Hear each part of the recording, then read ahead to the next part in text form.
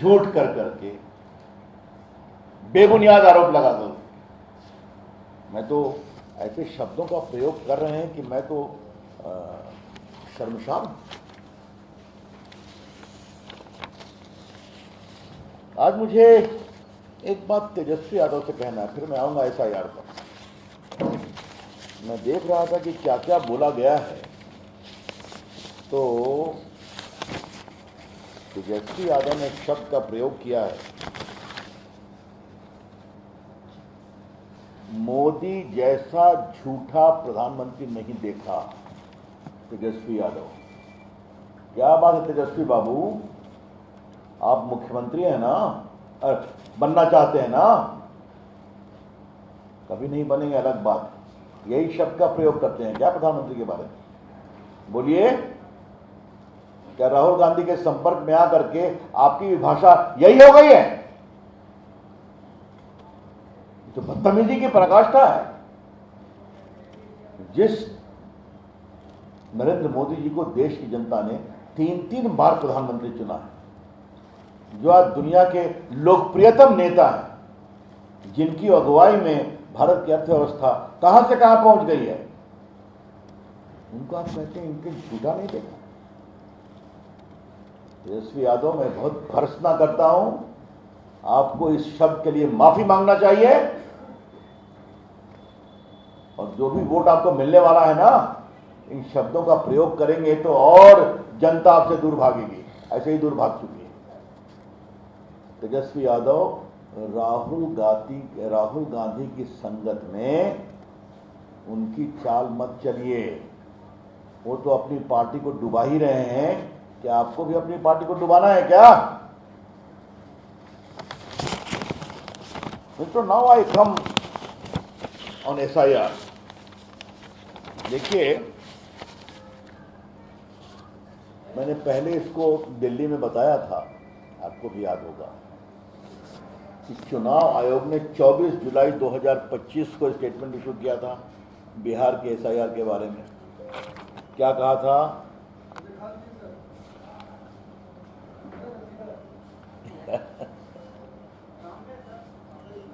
मैं दिखा, अभी दिखा, ठीक है, धन्यवाद। क्या कहा था चुनाव आयोग ने? कि 99% इलेक्टर्स को हमने कवर कर लिया है,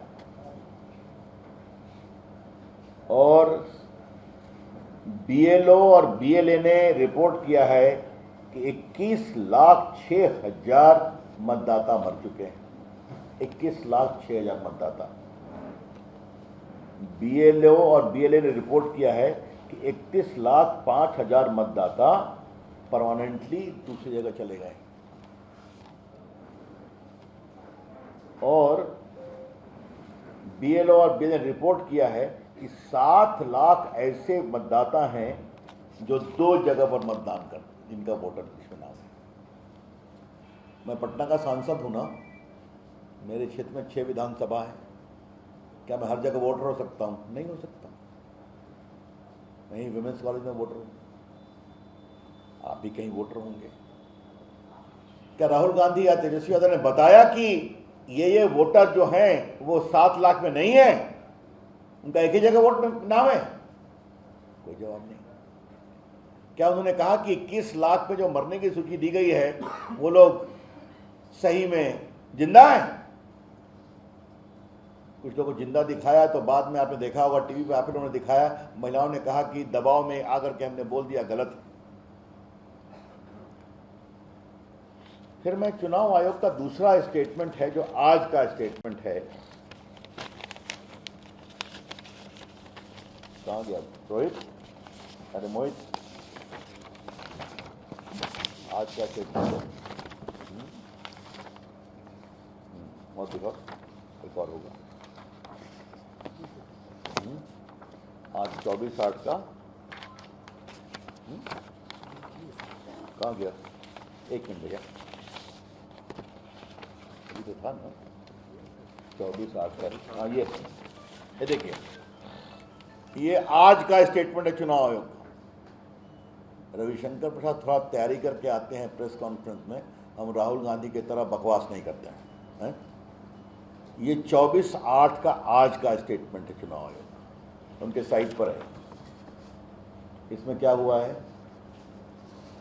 मतदाताओं में 98.2% लोगों ने डॉक्यूमेंट सबमिट कर दिया, 98.2% लोगों ने।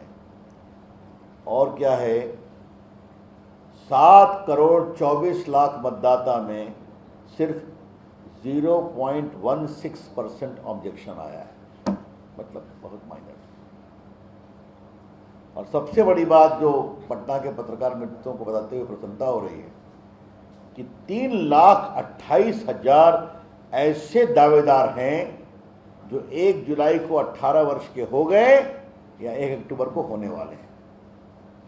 तो नौजवान भी दावे कर रहे हैं। तो 99% लोगों ने दावेदारी कर दी, अपना आवेदन दे दिया। बाकी 1 सितंबर लास्ट डेट है, बाकी भी 100% हो जाएगा। तो क्या परेशानी है आपको? और एक बात जो मैं कहना चाहता हूं, जो चुनाव आयोग ने ही कहा है कि सभी पार्टियों के 1,60,000 BLOs हैं, किसी ने आपत्ति नहीं किया। मैं रिपीट कर रहा हूं, 1,60,000 में शायद 1 या 2 ने किया है, तो ऑब्जेक्शन क्यों नहीं कराते हैं? तो खाली फ्री स्टाइल। राहुल गांधी, तेजस्वी यादव एक चीज बताएं, क्या जो मर गए हैं उनको वोट देना चाहिए? यही कानून है। राहुल गांधी, तेजस्वी यादव एक चीज बताएं,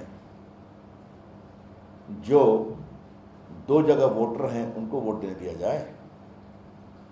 और तीसरा, जो बिहार छोड़कर चले गए हैं लगभग 30 लाख लोग, उनको वोट दे दिया जाए।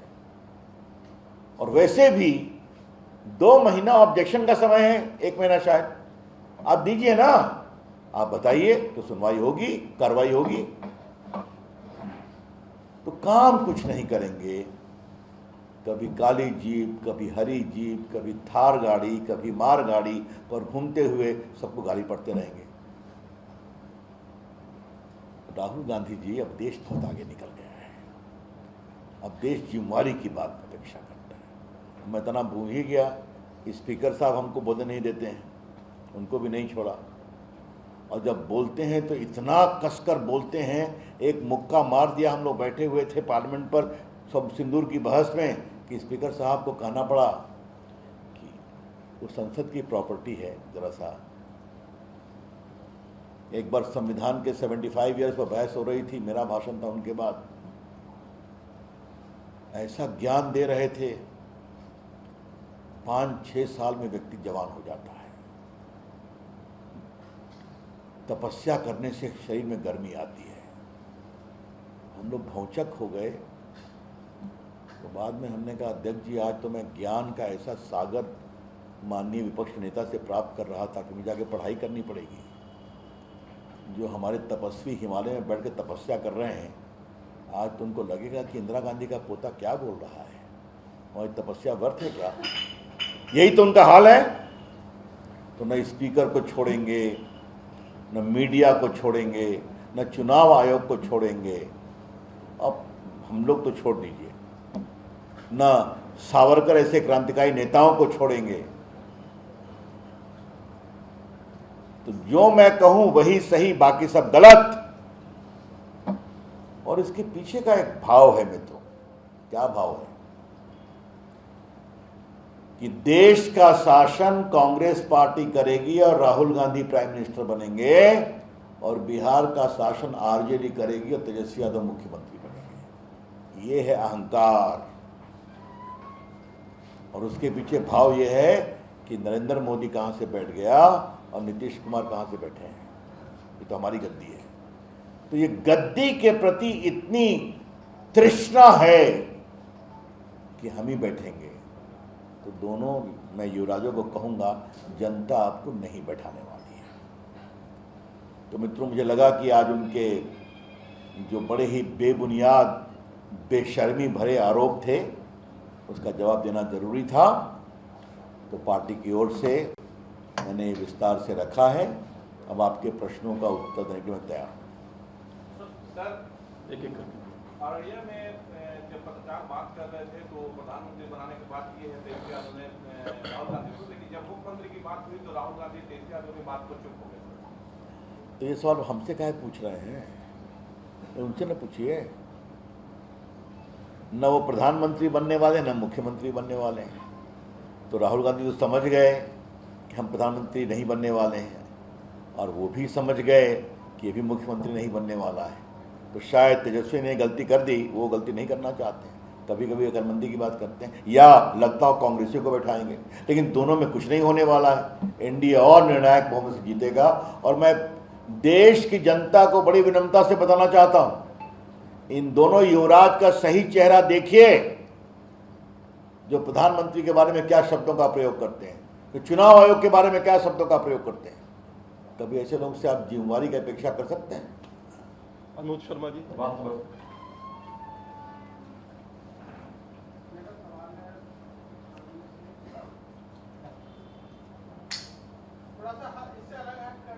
पर इस पर पूरा कर दूं तो फिर आता हूं अलग हटके। सागर जी। सर, मेरा सवाल ये है कि लगातार ये सवाल उठ रहा है कि जब सवाल चुनाव आयोग से होता है तो उत्तर भाजपा क्यों देने लगा? एक बार चुनाव आयोग दे चुका है, कहा कि आप हलफनामा दीजिए, एफिडेविट दीजिए।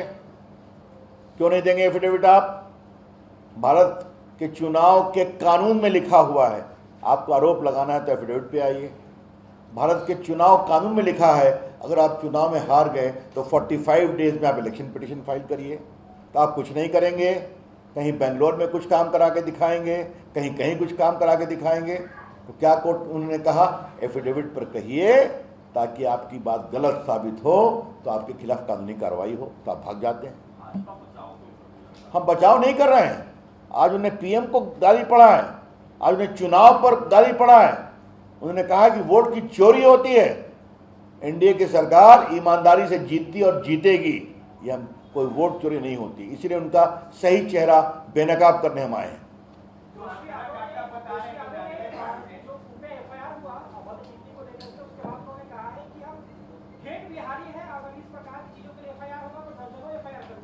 अच्छा ठीक है, उनको बोले दीजिए ना, क्या फर्क पड़ता है। हाँ, बता रहे हैं कि जब आंकड़ा 99% गिना रहे हैं, जब इतना हंगामा किए, यात्रा निकाले, सुप्रीम कोर्ट फटकार लगाई, तब आधार कार्ड शामिल हुआ, तब जाके ये आंकड़ा। आपकी जानकारी के लिए फिर मैं कह रहा हूँ, सुप्रीम कोर्ट गए थे ना, तो सुप्रीम कोर्ट में अपने बहस का रिजल्ट का इंतजार क्यों नहीं कर रहे थे? मैं आपसे एक सवाल पूछता हूँ। और मैंने जुलाई का एक आदेश दिखाया ना कि 98.5% कवरेज हो गया है। अभी पढ़ा कि नहीं पढ़ा? उस समय सुप्रीम कोर्ट का आदेश कहाँ आया था आधार पर? अब आया, वो भी पालन होगा। तो आप सुप्रीम कोर्ट जाएंगे तो वहाँ का इंतजार नहीं करेंगे, आप चुनाव में हारेंगे तो चिल्लाएंगे, आप इलेक्शन पिटीशन नहीं फाइल करेंगे, आप एफिडेविट पर आरोप नहीं लगाएंगे, और फिर भी कहेंगे जो हम कह रहे हैं वही सही है। ऐसा नहीं चलेगा ना। और कोई सवाल तो नहीं? ठीक है, क्या सवाल है आपका? जी ठीक है। धन्यवाद मित्रों, बहुत बहुत धन्यवाद।